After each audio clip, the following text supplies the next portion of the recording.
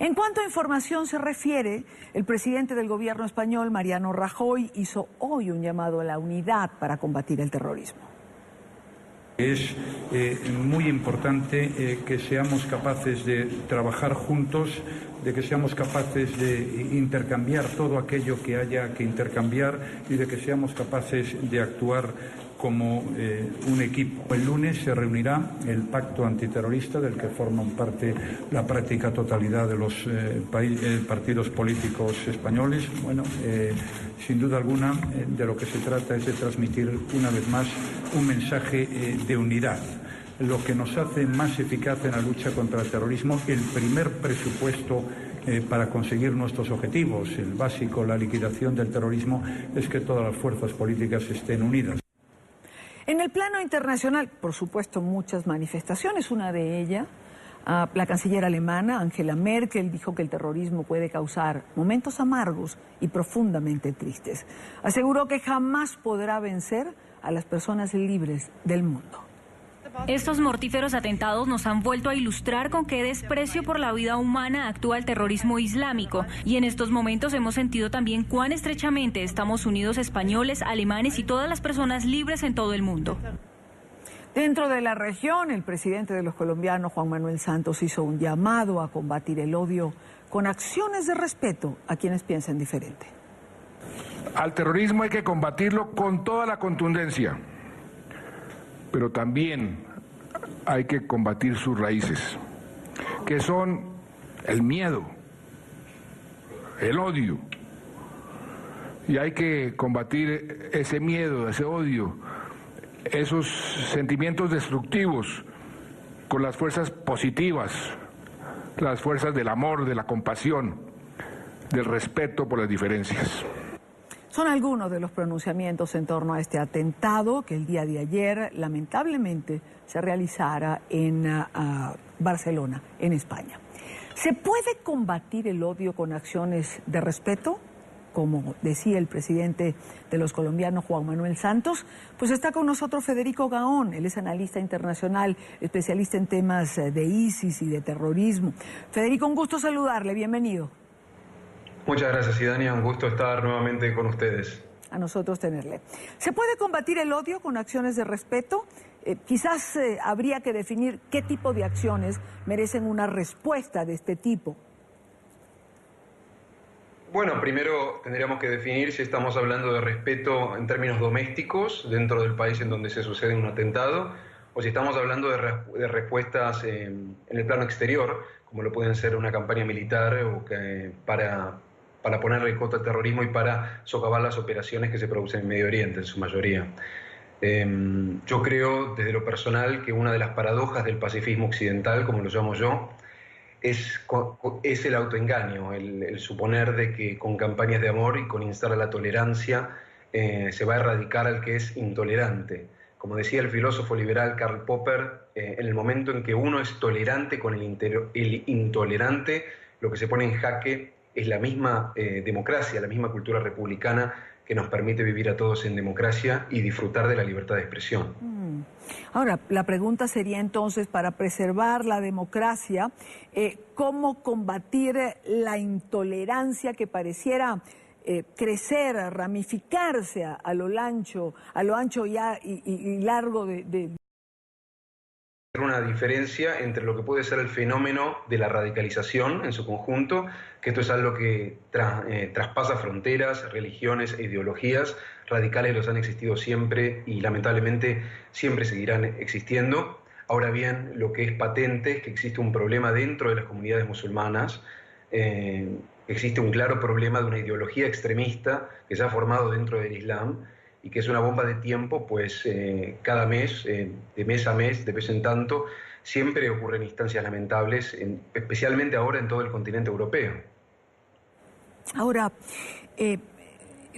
¿cómo combatir, Federico, además, esta ola de atentados, de ataques, de acciones que se hacen en una camioneta con un cuchillo, es decir, no hay gran infraestructura, puede ocurrir en cualquier momento, se hacen de forma individual, le complica de alguna forma la vida a las autoridades.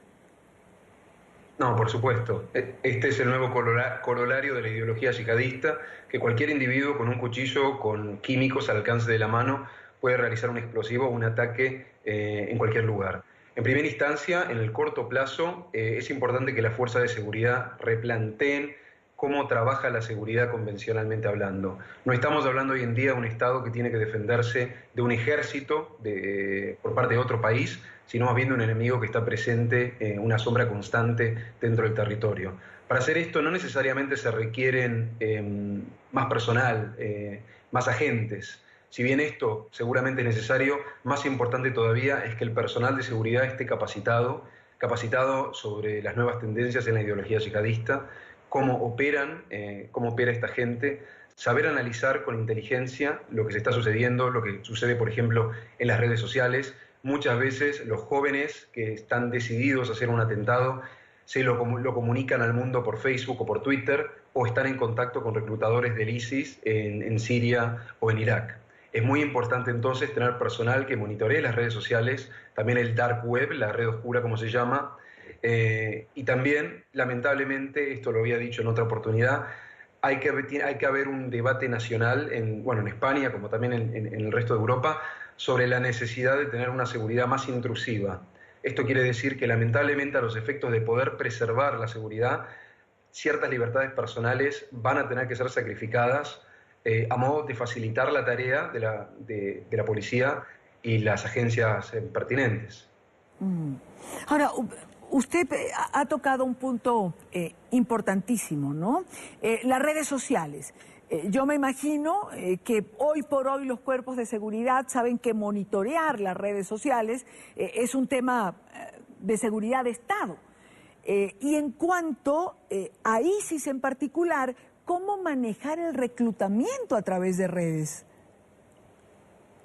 Sí, es una cuestión muy difícil, porque de la misma manera que en estados dictatoriales nos enteramos día a día de que ciertos activistas son metidos en la cárcel porque tuitearon o postearon algo, un mensaje en contra del gobierno, lamentablemente aquí estamos hablando en cierta manera de invertir esa lógica y de tomar una actitud proactiva y encontrar a quienes muestran signos de radicalización de antemano. Por supuesto que esto es algo muy difícil de hacer, porque hay que saber en dónde buscar, y con estar frente a las computadoras no alcanza. También es muy importante y es menester la colaboración por parte de comunidades islámicas, por parte de individuos de la sociedad. Por ejemplo, el Estado español habilitó hace tiempo una línea telefónica que se llama No Radicalismos, para que los individuos comunes, cuando se enteran o sospechan de algo, puedan llamar. Y los críticos aducen de que esto se trata de denunciar al vecino, una suerte de cacería de brujas. Más lamentablemente los recursos para que esto funcione al corto plazo, insisto, es necesaria hasta en cierto punto la colaboración ciudadana y por parte de distintas organizaciones de la vida civil. Un periodista, respondiendo a tu pregunta, un periodista alemán, el mes pasado publicó un artículo muy interesante en donde él se había hecho pasar por un potencial yihadista, por un joven alemán radicalizado, convertido al Islam, interesado en perpetrar ataques. Y lo que mostraba en este artículo es cómo sus reclutadores paso a paso le iban dando instrucciones para que lleve a cabo un ataque. Cuando él se mostraba reticente, decía, no, yo no sé matar, tengo miedo, no quiero atropellar a nadie, no quiero cuchillar a nadie, cada vez las instrucciones iban bajando de dificultad. Solamente es necesario que vayas a un hospital con un ramo de flores, escondes el cuchillo ahí adentro y cuando te acercas al ala de pacientes en estado de emergencia, ahí los acuchillas mientras están dormidos. Es decir, en cierta forma, a los yihadistas lo que les interesa es sembrar el terror como acto propagandístico. No interesa tanto la realización como sí la idea de sembrar miedo y de que todo el mundo esté hablando del ISIS, de que el Estado Islámico esté en boga, especialmente en momentos en cuando territorialmente hablando ellos están perdiendo territorio. Recordemos, ¿no? En Siria y en Irak están siendo abatidos, entonces su espacio cada vez es más pequeño. Esto realza la necesidad de ellos de perpetrar atentados. Federico, hay un punto que acaba de mencionar y es la necesidad de que ISIS esté en boca de todo el mundo, de promover el terror. Es difícil manejar esto, por ejemplo, a nivel de medios de comunicación. Hay un hecho, evidentemente un ataque, hay que reportarlo, uno está allí, es noticia. ¿Cómo conseguir un equilibrio entre informar y no hacer propaganda? Sí, eso efectivamente es muy difícil. Sí. Eso plantea una cuestión, un dilema sobre la ética profesional del periodismo. Por ejemplo, voy a citar un ejemplo que se me viene en este momento a la cabeza. Durante la segunda intifada en Israel, en el lugar donde yo ahora me encuentro, se produjo un dilema muy importante, porque se producían atentados mes a mes, explosiones muy fuertes en autobuses y en la calle, y la decisión de los medios y del Estado era de no divulgar esas fotografías con la sangre y los cuerpos desparramados, porque se consideraba una falta de respeto hacia las víctimas y sobre todo ensalzar la publicidad, darle publicidad y espacio a quienes promueven el terror. En el mundo en que vivimos hoy en día con las redes sociales y con Twitter, esto es mucho más difícil, porque ya no se necesita un fotógrafo o un camarógrafo que esté presente y que luego le transfiera el material a su estudio. Hoy en día solo es necesario un teléfono celular con un observador que esté filmando, sacando fotografías, y al instante ya todo el mundo está enterado de lo que sucedió. De modo tal que sí, es un dilema que seguirá en boga por mucho tiempo seguramente. Una última pregunta, Federico, le pido una respuesta muy breve. ¿Alguna relación para usted entre lo que ocurría en Barcelona, en Tarragona, en Finlandia, en Turquía? ¿Alguna relación? Es muy posible. En este momento no es seguro el 100% poder confirmarlo, pero es muy posible porque en la medida de que se produce un atentado, esta acción inspira a los demás. Cuando mencionaba la propaganda yihadista, es muy recurrente que los reclutadores apelen al ejemplo de los llamados mártires que se sacrificaron por la causa para incentivar a otros jóvenes a que busquen la misma gloria y que busquen el mismo martirio, ¿no? Entonces es muy posible que en efecto la cronología indica de que en efecto puede ser, es muy posible que así sea. Pues muchísimas gracias a Federico Gaón por estar con nosotros estos minutos. Muy buena tarde, Federico. Muy buenas tardes, muchas gracias.